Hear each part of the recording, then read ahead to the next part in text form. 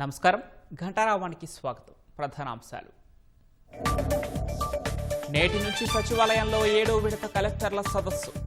పరిపాలనలో సమర్థత మెరుగుపై నిర్దేశం చేయనున్న సీఎం. తుది దశకు అమరావతిలోని ఫోరెన్సిక్ ల్యాబ్ నిర్మాణం. అత్యాధునిక సాంకేతిక పరిజ్ఞానంతో రూపకల్పన.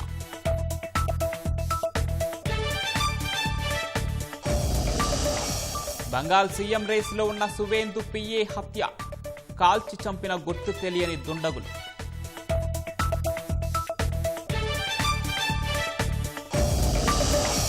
తమిళనాట కొత్త ప్రభుత్వ ఏర్పాటులో ప్రతిష్టంభన. మరో 5గురి మద్దతు కోసం దళపతి ప్రయత్నాలు.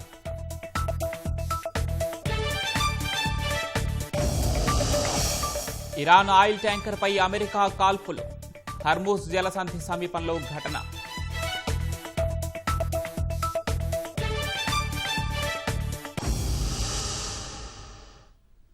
ప్రజా అవసరాలే ప్రభుత్వ ప్రాధాన్యతలనే విషయాన్ని పాలనా యంత్రాంగానికి దిశానిర్దేశం చేయటమే అజెండాగా నేటి నుంచి 7వ విడత కలెక్టర్ల సదస్సు జరగనుంది. పరిపాలనలో సమర్థత మరింత మెరుగుపడటంపై కలెక్టర్లకు సీఎం దిశానిర్దేశం చేయనున్నారు.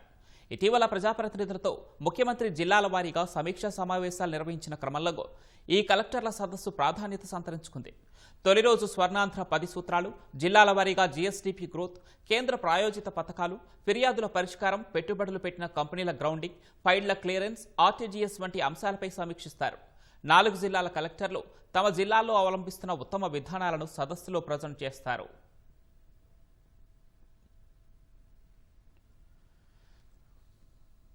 పశ్చిమ బెంగాల్లో ఎన్నికల ఫలితాల తర్వాత హింసాకాండ కొనసాగుతోంది.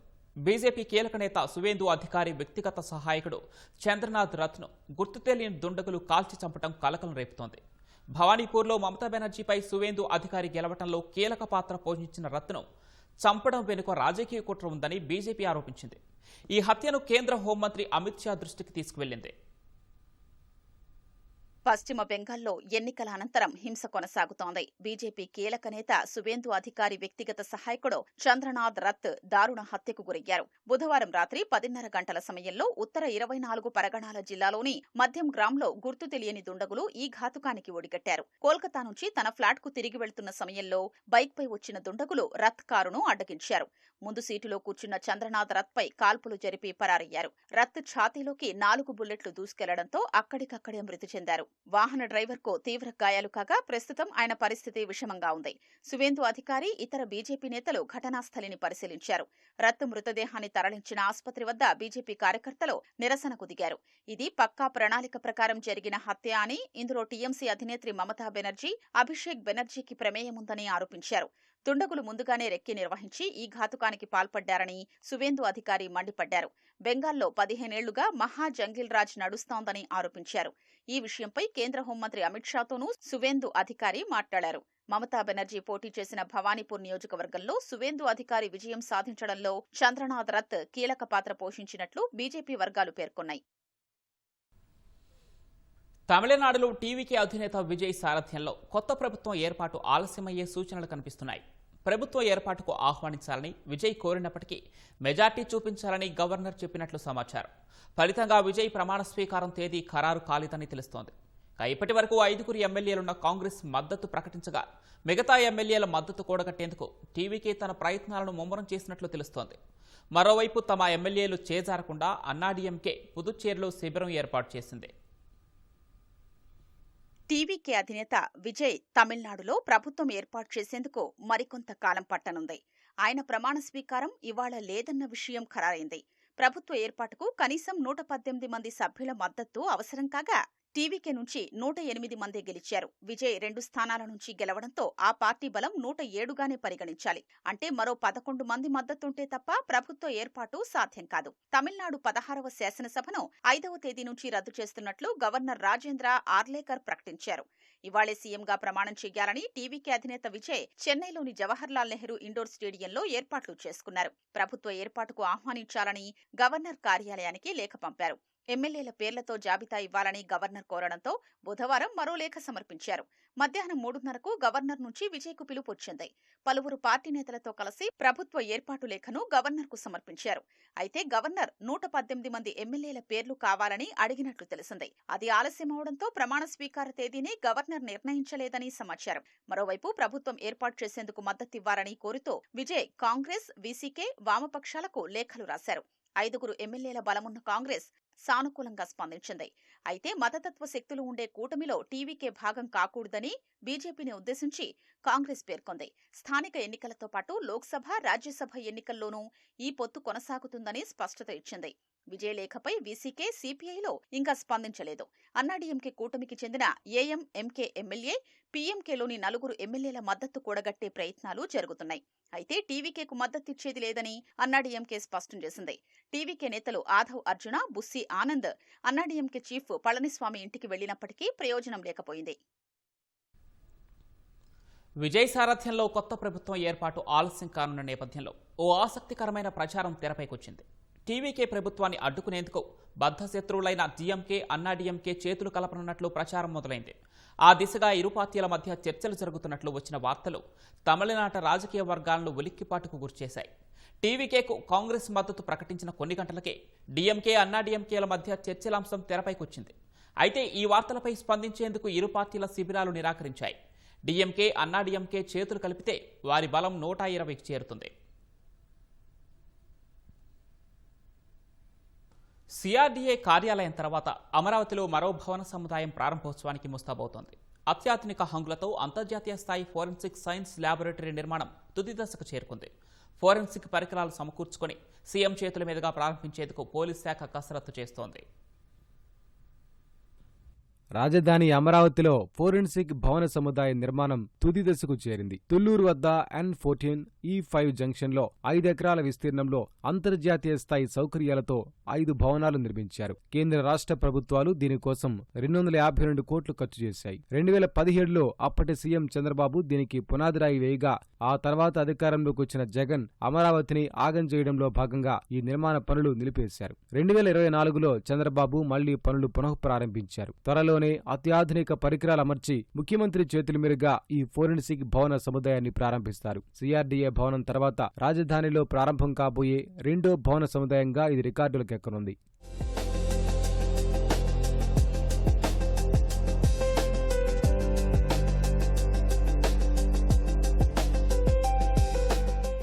దేశంలోని 8 అత్యాధునిక ఫోరెన్సిక్ సైన్స్ ల్యాబ్ల్లో అమరావతి ల్యాబ్ ఒకటిగా నిలవనుంది.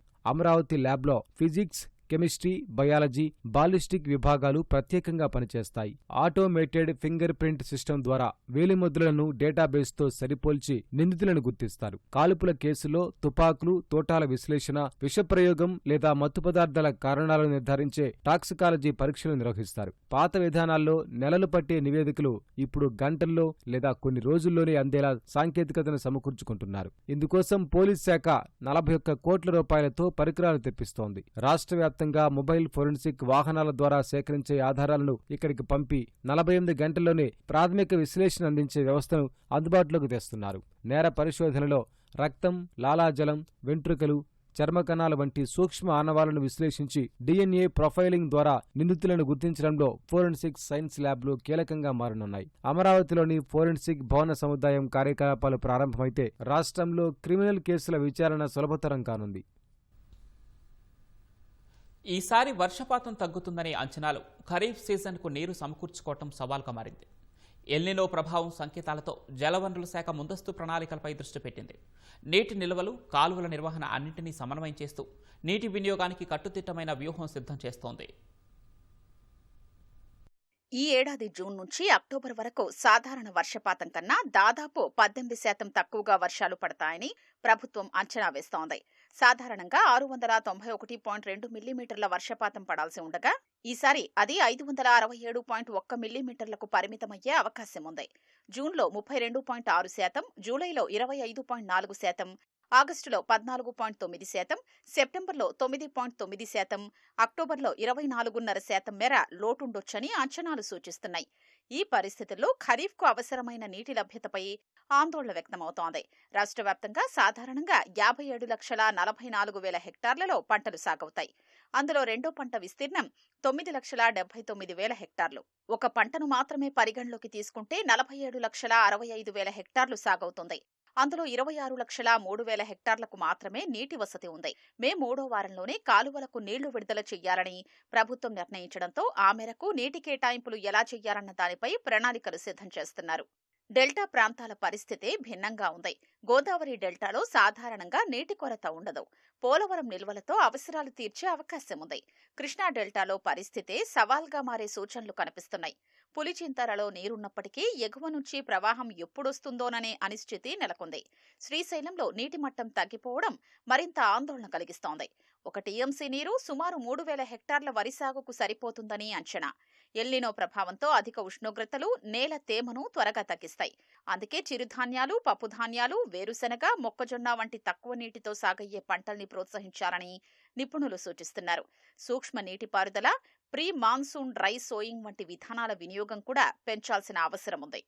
ప్రస్తుతం ధవళేశ్వరంలోని కాటన్ బ్యారేజీలో పూర్తి స్థాయిలో 2.93 టీఎంసీలు, ప్రకాశం బ్యారేజీలో సుమారు 2.932 టీఎంసీల నీరు అందుబాటులో ఉంది.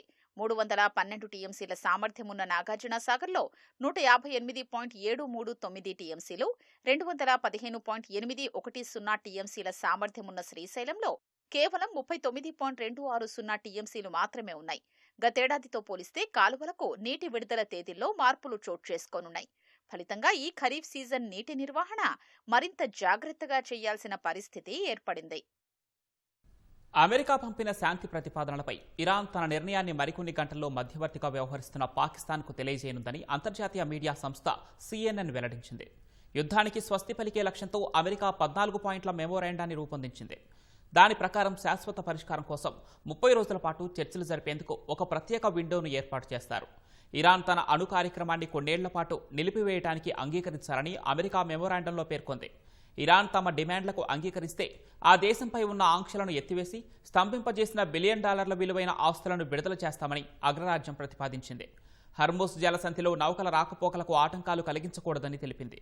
తమతో ఒప్పందం కుదుర్చుకునేందుకు ఇరాన్ ఆతృతగా ఉందని అమెరికా అధ్యక్షుడు డొనాల్డ్ ట్రంప్ తెలిపారు. గత 44 గంటల్లో జరిగిన చర్చల్లో గణనీయమైన పురోగతి ఉందని చెప్పారు. త్వరలోనే ఇరాన్తో తుది ఒప్పందం కుదుర్చుకునే అవకాశం ఉందని వెల్లడించారు. అటు అమెరికా పశ్చిమాసియా ప్రత్యేక రాయబారి స్టీవ్ విట్కాఫ్, ట్రంప్ అల్లుడు కుష్నర్ మధ్యవర్తుల ద్వారా ఇరాన్తో నిరంతరం సంప్రదింపులు జరుపుతున్నారు. అమెరికా ఇరాన్ మధ్య ఉద్రిక్తతలు కొనసాగుతున్నాయి. ఒప్పందం కోసం అమెరికా అధ్యక్షుడు డొనాల్డ్ ట్రంప్ ఇరాన్పై మరింత ఒత్తిడి పెంచారు. తాజాగా హర్ముజ్ జలసంధి సమీపంలో ఇరాన్ ఆయిల్ ట్యాంకర్పై అమెరికా సైన్యం కాల్పులు జరిపింది. ఒమన్ గల్ఫ్ మీదుగా దిగ్బంధనాన్ని ధిక్కరించి వెళ్తున్న ఇరాన్ ట్యాంకర్పై అమెరికా యుద్ధ విమానం కాల్పులు జరిపింది. ఈ దాడిలో ట్యాంకర్ వెనుక భాగం దెబ్బతిన్నట్లు యుఎస్ సెంట్రల్ కమాండ్ తెలిపింది. కాల్పుల విరమణ కొనసాగుతున్న హర్ముజ్ను తెరవకపోతే ఇరాన్పై దాడులు తప్పవని ఇప్పటికే ట్రంప్ హెచ్చరించారు. మరోవైపు హర్ముజ్ జలసంధి సమీపంలోకి అణుశక్తితో నడిచి విమానవాహక నౌక చార్లెస్ డి గల్లెను ఫ్రాన్స్ తరలిస్తోంది. తమ నౌకలకు భద్రత కల్పించేందుకు ఫ్రాన్స్, బ్రిటన్ సంయుక్తంగా చేపట్టబోయే మిషన్ కోసం ఈ మోహరింపు చేపట్టినట్లు ఫ్రాన్స్ అధ్యక్షుడు మాక్రాన్ ప్రకటించారు.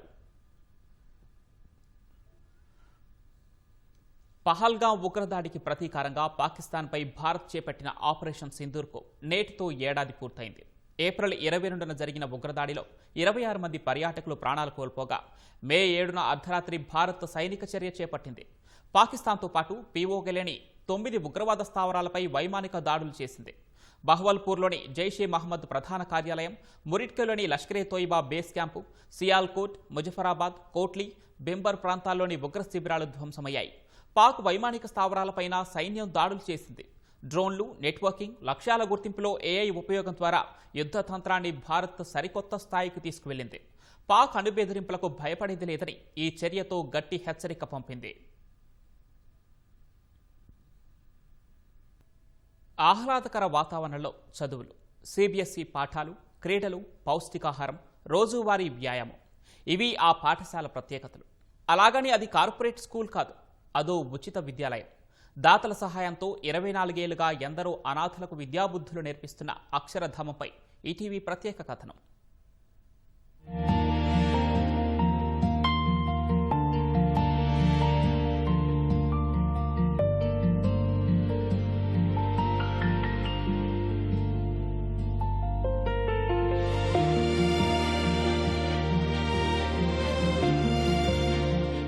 విద్య, విజ్ఞానం ఉంటే విధిరాతను మార్చుకోవచ్చు. అలాంటి చదువును అనాథ చిన్నారులకు చేరువ చేస్తోంది పల్నాడు జిల్లా మైనంపాడులోని నైస్ పాఠశాల. నీడీ ఇల్లిటరేట్ చిల్డ్రన్ ఎడ్యుకేషన్ 2002లో పోపూరి పూర్ణచంద్రరావు ఈ అక్షర నిలయాన్ని నెలకొల్పారు. తల్లిదండ్రులు లేని పిల్లలకు అమ్మలోని ఆప్యాయత, నాన్నలోని బాధ్యతల్ని పంచుతోంది నైస్ పాఠశాల. 2 దశాబ్దాలకు పైగా ఎందరో అభాగ్యులకు విద్యాబుద్ధులు నేర్పించింది. దాతల సాయంతో నడిచే ఈ పాఠశాలలో ప్రస్తుతం 180 మంది బాలబాలికలున్నారు. కార్పొరేట్కు దీటుగా CBSE సిలబస్లో విద్యా బోధన అందిస్తున్నారు. అందుకే 10వ తరగతి పరీక్షలో ఏటా 100% ఫలితాలు సాధిస్తోంది. ఈ ఏడాది 12 మంది పరీక్షలకు హాజరు కాగా అందరూ మంచి మార్కులతో ఉత్తీర్ణత సాధించారు. చదువుతో పాటు గేమ్స్ నేర్పిస్తారు, డ్యాన్స్ నేర్పిస్తారు, యోగా నేర్పిస్తారు, మీ పాటలు కూడా నేర్పిస్తారు. మమ్మీ చనిపోయింది అని ఇక్కడికి వచ్చాను. ఎగ్జామ్ రాసే తల్లికి సెలెక్ట్ అయ్యానని ఇక్కడ చేర్చారు. ఇక్కడ టీచర్స్ బాగా చూసుకుంటారు, చాలా బాగుంటుంది ఫుడ్. అలానే ఇక్కడ మాకు గేమ్స్ అవి నేర్పిస్తారు. గేమ్స్, పాటలు, యోగా. సీనియర్ అన్నయ్యలు వాళ్ళు బాగా చూసుకుంటారు. మార్నింగ్ 5కి లెగుస్తాము. 5 నుంచి 5:45 దాకా డ్యూటీస్ చేస్తాము. 5:45 నుంచి 7 దాకా యోగా చేస్తాము. 8కి బ్రేక్ఫాస్ట్. 9 నుంచి 11:30 దాకా క్లాసెస్ జరుగుతాయి. 11:15కి బ్రేక్ ఇస్తారు. 1 దాకా క్లాసెస్ జరుగుతాయి. 5th క్లాస్ నుంచి 10th వరకు ఇక్కడే చదువుకుంటున్నాను. చదువుతో పాటు గేమ్స్, యోగా ఇవన్నీ నేర్పిస్తున్నారు. టీచర్స్ అందరూ మాతోనే టైం స్పెండ్ చేస్తారు. మాకేం కావాలన్నా కానీ తెస్తారు వాళ్ళు. అనాథలు, వీధి బాలల్ని నైస్ పాఠశాలలో చేర్చుకుంటున్నారు. తల్లిదండ్రులిద్దరూ లేని పిల్లలకు ప్రవేశాల్లో తొలి ప్రాధాన్యమిస్తారు. తల్లిని కోల్పోయిన వారికి 2వ ప్రాధాన్యం, తండ్రిని కోల్పోయిన వారిని 3వ ప్రాధాన్యమిస్తారు. పాఠశాలలో 5, 6 తరగతుల్లోనే ప్రవేశాలు ఉంటాయి. ఏటా మే 4వ ఆదివారం, జూన్ 1వ ఆదివారం ప్రవేశ పరీక్షలు ఉంటాయి. బాలబాలికలకు వేర్వేరు వసతి గృహాలు, సైన్స్, కంప్యూటర్, మ్యాథ్ ల్యాబ్స్ ఉన్నాయి. ఆంగ్ల మాధ్యమంలో బోధన ఉంటుంది. 4000 పుస్తకాలతో గ్రంథాలయం కూడా విద్యార్థుల్లో విజ్ఞాన వెలుగులు నింపుతోంది. ఫస్ట్ బ్యాచ్లో ఒక 10 చిల్డ్రన్ తీసుకొని ఎవ్రీ ఇయర్ అట్లా యాడ్ చేసుకుంటూ 225 చిల్డ్రన్, ఒక 25 members teaching and non teaching staff, టోటల్గా 250 మెంబర్స్ ఇక్కడ లాస్ట్ 25 ఇయర్స్గా వర్క్ చేస్తూ ఉన్నాం. CBSE విద్య అందించాలని CBSE అఫిలియేషన్ తీసుకోవటం, ఆ ప్రయత్నంలో ఇప్పటివరకు 18 బ్యాచెస్ బయటికి వెళ్తే ఒక్క స్టూడెంట్ కూడా ఫెయిల్ కాకుండా ఆ టీచర్స్ ఆ పిల్లల యొక్క చదువును దృష్టిలో పెట్టుకుని శ్రద్ధ పెట్టడం, ఎడ్యుకేషన్తో పాటు మంచి ఆహారపు అలవాట్లు, వసతి సౌకర్యం అన్నీ కల్పించడం. రెసిడెన్షియల్లో సంవత్సరానికి 1,80,00,000 మినిమం బేసిక్ ఖర్చు ఉంటుంది. అంటే నెలకు 15 లక్షలు. టీచర్ శాలరీస్ రూపాయలు కానీ, ఇక్కడ భోజనం, పిల్లలకి బట్ట, పిల్లల బట్టతో పాటు బుక్స్ ఇవన్నీ ఉచితమే. ₹1 పిల్లల నుంచి కలెక్ట్ చేయకూడదు అనేది. పిల్లలకు బట్టలు, పుస్తకాలతో పాటు అన్ని సౌకర్యాలు కల్పిస్తున్నారు. చదువుతో పాటు వాలీబాల్, టెన్నిస్, బాస్కెట్బాల్, కబడ్డీ వంటి ఆటల్లోనూ శిక్షణ ఇస్తున్నారు. ఇండోర్ గేమ్స్ లోనూ పిల్లలు రాణించేలా ప్రోత్సహిస్తున్నారు. వృత్తి విద్య, సాంస్కృతిక, ఆధ్యాత్మిక చింతన, సేవాగుణం కూడా పిల్లలకు అలవరుస్తున్నారు. ఈ స్కూల్ మొత్తం కూడా orphan and semi orphan school. Syllabus వచ్చేసరికలా CBSE సిలబస్ అనేది ఉండిద్ది. వన్స్ స్టూడెంట్ ఇక్కడ స్టార్ట్ అయిన తర్వాత 5th క్లాస్లో వాళ్ళకి జాబ్ వచ్చేంత వరకు కూడా స్కూల్ యాజమాన్యం అనేది వాళ్ళని మంచి ప్లేస్కి వచ్చిన దాకా కూడా చూస్తారు. ఇక్కడ చదువుతో పాటు కరికులర్ యాక్టివిటీస్ అనేది కూడా మన పిల్లలకి నేర్పిస్తాము. వీళ్ళకి ఇక్కడ వర్కర్స్ అనేవాళ్ళు ఎవరు ఉండరు. ప్రతిదీ కూడా పిల్లలే మనకి అన్ని పనులు కూడా చేసుకుంటారు. చాలా మంది ఇక్కడ నుంచి మంచి జాబ్లో సెటిల్ అయిన వాళ్ళు కూడా చాలా మంది ఉన్నారు. తండ్రి కానీ తల్లి కానీ లేని సిచ్యువేషన్స్లో వాళ్ళు ఉండే విధానం కొద్దిగా డిఫరెంట్గా ఉండేది. ఇక్కడ వచ్చిన తర్వాత వాళ్ళు ఇక్కడ పిల్లలందరితో కలిసి డిఫరెంట్గా వాళ్ళ ఆలోచన అనేది మారడం జరిగింది. అన్న, తమ్ముడు అనే ఫీలింగ్తో వాళ్ళతో మాట్లాడడం అనేది ఉంటుంది. అంతా ఒకటే ఫ్యామిలీ అనే ఫీల్ అవుతాం ఎక్కువ. మేము ఇక్కడే స్టే చేస్తాము. ఇక హోమ్ అంటే మంత్కి లీవ్ ఇచ్చినప్పుడు వెళ్ళొస్తూ ఉంటాం మేము. ఇక పిల్లలు 24 అవర్స్ మేము వాళ్ళ దగ్గరే ఉండిపోవాలి. పిల్లలు వాళ్ళ ప్రాబ్లమ్స్ ఏవైనా సరే మాతో షేర్ చేసుకుంటారు సార్. ఇంటర్, డిగ్రీ, పీజీలు పూర్తి చేసి జీవితంలో స్థిరపడే వరకు విద్యార్థుల పర్యవేక్షణ బాధ్యతలు కూడా నైస్ పాఠశాల యాజమాన్యమే చూసుకుంటోంది. వ్యక్తిత్వ వికాసము, నైతిక విలువలతో పాటు ఆటలు, అదేవిధంగా సాంస్కృతిక అంశాలను కూడా తర్ఫీదునిస్తూ సమాజం ఇచ్చే ఉత్తమ పౌరుల్ని తయారు చేస్తుంది. అసలైన సరస్వతి నిలయంగా గుర్తింపు తెచ్చుకుంది. కెమెరామెన్ ఆలీతో వీరాంజనేయులు, ఈటీవీ న్యూస్, పల్నాడు జిల్లా. పెద్దలకు తెలియకుండా ప్రేమ పెళ్లి చేసుకున్నారు. 2.5 ఏళ్లకు భార్య గర్భం దాల్చింది. అనూహ్యంగా సులభ్ కాంప్లెక్స్లో ప్రసవించింది. ఆర్థికంగా స్థిరపడ్డాక మళ్లీ పిల్లల్ని కనొచ్చలే అనుకున్న ఆ జంట అప్పుడే పుట్టిన పసికందును వదిలి వెళ్ళింది. పోలీసులు ఆ బిడ్డను సంరక్షించి తల్లి ఒడికి చేర్చారు. ఇది రియల్ స్టోరీ కాదు, త్రినేత్రి రియల్ స్టోరీ. ఇంతకీ ఎవరా త్రినేత్రి? పశ్చిమ గోదావరి జిల్లా పాలకొల్లు మండలం లంకల కోడేరుకు చెందిన అబ్బాయి అమ్మాయి హైదరాబాద్లో ఉంటూ 2.5 ఏళ్ల క్రితం ప్రేమ వివాహం చేసుకున్నారు. ఆ విషయాన్ని పెద్దలకు చెప్పలేదు. ఆర్థికంగా స్థిరపడ్డాక చెప్పాలనుకున్నారు. ఈలోగా భార్య గర్భం దాల్చింది. ప్రసవానికి సమయం దగ్గర పడింది. ఇక విషయాన్ని కుటుంబ సభ్యులకు చెప్పాలనుకుని ఇద్దరూ హైదరాబాద్ నుంచి పాలకొల్లు బయలుదేరారు. బస్సు గొల్లపూడి వద్దకొచ్చేసరికి భార్యకు నొప్పులు మొదలయ్యాయి. విజయవాడ బస్టాండ్ వద్ద బస్సు దిగారు. మార్గమధ్యంలో ఓ సులభ్ కాంప్లెక్స్లో సదరు మహిళ ప్రసవించింది. అప్పుడే పుట్టిన పసికందును అక్కడే వదిలేసి భార్యాభర్తలిద్దరూ వెళ్లిపోయారు. ఈ ఘటన ఏప్రిల్ 11న విజయవాడలో జరిగింది. ఏప్రిల్ 11నే సమాచారం అందుకున్న కృష్ణలంక పోలీసులు చిన్నారిని ఆసుపత్రిలో చూపించి చైల్డ్ వెల్ఫేర్ కమిటీకి అప్పగించారు. అసలు ఆ పసికందు ఎవరో కనిపెట్టాలని విజయవాడ సిపి రాజశేఖర్ బాబు ఆదేశించారు. ప్రత్యేక బృందాల సీసీ ఫుటేజీ ఆధారంగా అన్వేషణ మొదలుపెట్టాయి. చివరకు తల్లిదండ్రుల్ని వెతికి పట్టుకున్నారు. కౌన్సిలింగ్ ఇచ్చి పాపను వారికి అప్పగించారు. పేరెంట్స్ ఎలా వచ్చారని ట్రాక్ చేస్తుండగా వాళ్ళు ఆటో మీద వచ్చారని ఆ సులభ కాంప్లెక్స్ ఆవిడ చెప్పింది మాకు. ఆటో స్టాండ్లన్నీ తిరిగి ఆటో డ్రైవర్ని ఐడెంటిఫై చేసాం. అతను ఇలా వాళ్ళు విజయవాడ బస్ స్టాండ్లో ఆటో ఎక్కారు, రైల్వే స్టేషన్ వరకు అని చెప్పారు. అక్కడికల్లా సీసీటీవీ ఫుటేజ్లో ఆ టైంలో ఏ బస్సులు వచ్చాయో బస్సులని వెరిఫై చేసాం. ఆటో డ్రైవర్ ఇచ్చిన క్లూ ఏంటంటే వాళ్ళ దగ్గర కూలర్ ఉంది అని మాకు చిన్న క్లూ ఇచ్చాడు. చీకట్లో చిన్న వైట్ కలర్లో కూలర్ కనిపించింది. ఓకే, ఇదే ట్రావెల్స్ అని ఫస్ట్ ట్రావెల్స్ కన్ఫర్మ్ చేసుకున్నాం. కన్సర్న్ ట్రావెల్స్కి మేము ఫోన్ చేసాం. ట్రావెల్స్ అతను డ్రైవర్ నెంబర్ ఇచ్చాడు. ప్రెగ్నెంట్ అమ్మాయిని ఎవరైనా చూసారంటే అవును సార్ ప్రెగ్నెంట్ అమ్మాయి, గొల్లపూడి రాబోతుకి కొంచెం పెయిన్ స్టార్ట్ అయినట్టునే, ఆ అమ్మాయి ఉండలేకపోయింది. సో గొల్లపూడి కదమ్మా విజయవాడ బస్ స్టాండ్లో దింపుతాను, విజయవాడ బస్ స్టాండ్ నుంచి రైల్వే స్టేషన్ దగ్గరగా ఉంటుందని చెప్పగా వాళ్ళు విజయవాడ బస్ స్టాండ్లో దిగినట్టుగా అతను మాకు ఇన్ఫర్మేషన్ ఇచ్చాడు. ఫైనాన్షియల్గా ఇంకా సెటిల్ అవ్వకపోవడం వల్ల బేబీని వద్దనుకున్నారు. తల్లిదండ్రుల కోరిక మేరకు సిపి రాజశేఖర్ బాబు పాపకు త్రినేత్రి అని నామకరణం చేశారు. సీసీ కెమెరాలు, సాంకేతికత సాయంతో చిన్నారి తల్లిదండ్రుల్ని గుర్తించినందుకు సూచికగా ఈ పేరు పెట్టినట్లు సిపి వివరించారు.